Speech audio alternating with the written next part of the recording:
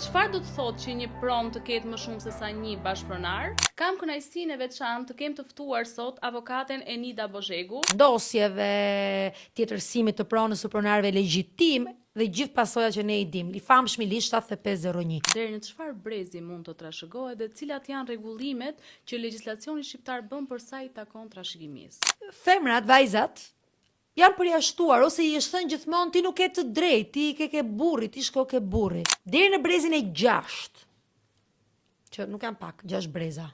Prona nuk humb. Është detyra e noterit ta bëj. Prandaj paguhet aq shumë noteri. S'është kaq e thjeshtë, sepse njëri nga partnerët thotë, jo, unë nuk e dua me koston e blerjes fillestare, e dua me një rivlerësim të vlerës së pronës sot, që vlera mund të shkuar 300.000 euro. Nëse një bashkëpronar është debitor ndaj të tretëve, Në aspektin fillestar, kreditori ka të drejtë që në atë që është kuota ideale, pra, e debitorit të tij ta bllokojnë hipotekë. Pra këtë mund ta bëj, po në ideale.